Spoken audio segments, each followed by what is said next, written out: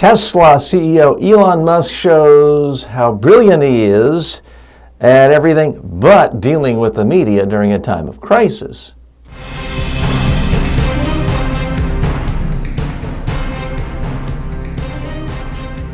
Speaking, the show about effective speaking in public, to the media, at work, and in life. Speaking with TJ Walker. Folks, Elon Musk is no doubt one of the most brilliant entrepreneurs of the modern age. He's been wildly successful in many different fields, from PayPal to Tesla, solar energy. He has his fingers in every single pie and has been tremendously successful, billionaire many times over, and has radically changed industries. But unfortunately, as is the case with a lot of brilliant people, they sometimes venture into areas where they don't know anything. And media relations during a time of crisis seems to be one of those for Elon Musk. Here's the situation. Joshua Brown was killed in Florida in May of 2016. He was using a Tesla that was on the autopilot, and he was killed. Now, horrible situation. But here's how Elon Musk reacted. He retweeted a Vanity Fair columnist saying that 1.3 million people die a year in car accidents. Yet one person dies in a Tesla on autopilot, and people decry driverless cars as unsafe.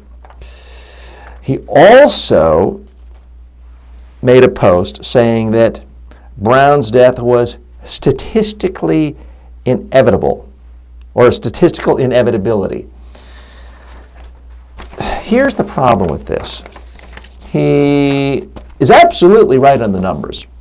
Driving is absolutely one of the biggest killers, if not the biggest killer in the entire world. If you really look at all the deaths, not in the U.S., but worldwide, it's certainly north of 1 million people a year. He also pointed out that if more people drove Teslas and had automatic driving features, you'd easily save 500,000 lives a year. Now, in very few circumstances is someone who talks about saving 500,000 lives painted as the bad guy, but in this case it is. Here's the problem.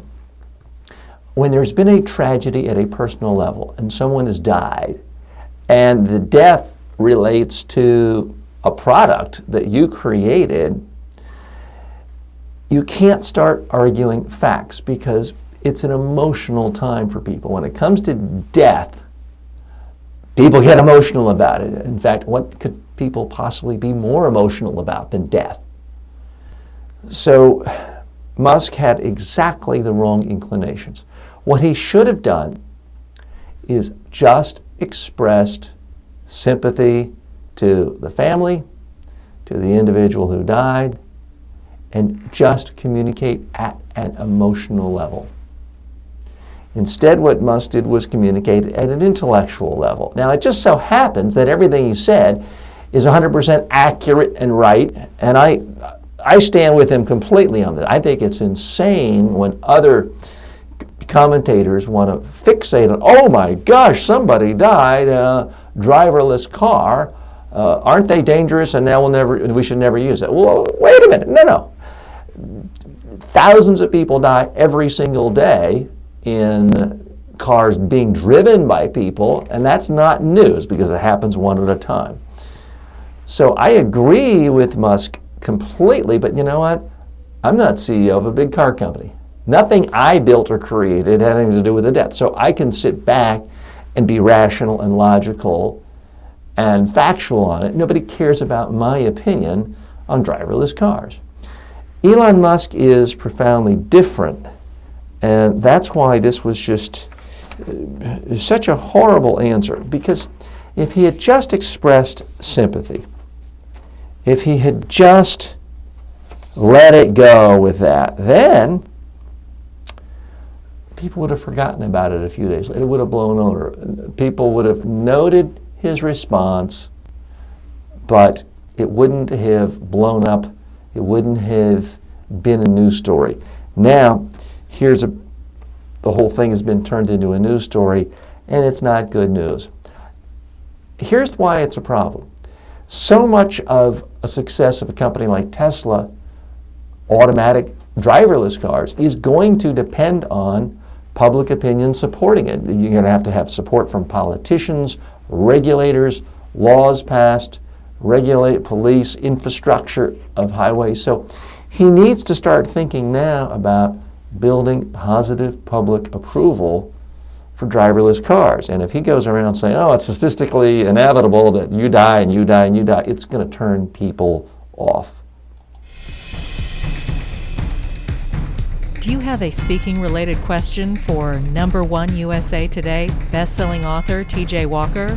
For more than 30 years, Walker has been a public speaking coach and media trainer to presidents of countries, prime ministers, CEOs, Nobel Peace Prize winners, professional athletes, and Miss Universes. Send your questions to info@mediatrainingworldwide.com or on Twitter @TJWalker. Here's a question that came from one of our regular YouTube viewers. By the way, some of you listen to the program on iTunes. Very happy to have you participate with us there. Some on Stitcher. There are about 20 other audio platforms where people are listening to this program. But it's also available on video on YouTube, Flickr, Facebook, Dailymotion, Vimeo. So you may want to check out some of those resources as well. It doesn't really matter. It's the same content. It's just you see me speaking if you're on the video platform. This is a question that comes from one of our regular YouTube viewers, and he goes by the name, or he or she, I don't really know. The MGM Studios is the name. It says, TJ, question. I was at a book signing recently where the first 15 minutes was acknowledging audience members one by one for the help on the book. It seemed gracious and polite, but a waste of time of everyone to some degree. Any thoughts on this? Based on the way you've described it, yeah, it does seem boring if you're not one of the ones being thanked. Now, I wasn't there, I can't see the context. If it's a book reading at your own company and there's 10 people in the room and every single one of them helped you immensely and everybody knows each other and it's an informal situation, I don't have a problem with someone spending 15 minutes thanking all the people in the room. Now, if you're at Barnes & Noble and it's prose and poetry in Washington, D.C., and there's 150 people there, or if you're at the Barnes & Noble in Union Square in New York City, where I've been to many book readings from famous authors, and if there's 150 people in the room and most of them don't know each other, have not met you personally, and you're spending 15 minutes thanking 10 people who helped you, even if they're all in the room, that to me strikes me as wildly excessive. It's just all out of proportion to the audience. If you want to thank people, do it after you've delivered real value to the audience, the people who took time, in some cases they may have even paid, to see someone speak. And a speaker's primary responsibility isn't just to be gracious. Of course you have to be gracious. It isn't just to be nice. Yeah, you got to be nice. It's not just to acknowledge people who've helped you. The speaker's job is to deliver information that's interesting, relevant, and helpful and memorable to the audience. Period. Or at least that's the first thing they've got to do. Do that first, then thank people. Weave in little things. Let's say you're speaking about your book for an hour and you're covering a particular subject and the person who helped you on that subject is sitting in the audience. At that point, say, I'd like to give a special recognition to Joanne for helping me with this section because she brought to my attention. That's a much more personal thanks. It's also a lot more interesting to the audience. So the big rule of thumb here is it's got to be proportional. You've got to really think about what's most interesting to your audience. Again, if it's 10 people and they all work at the same company and they all know what everyone else did, it would actually be interesting to have, let's say it's the CEO of the company and it was a collaborative effort, to have the CEO recognize in detail what everyone did. But if it's a general audience and people don't know each other, thank those people in the acknowledgments of your book. Thank them for coming to your book signing, but don't waste the time boring your audience.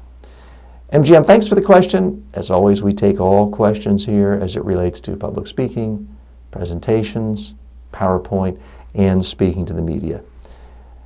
I'm TJ Walker. Thanks for joining me. May all of your presentations in life be a huge success.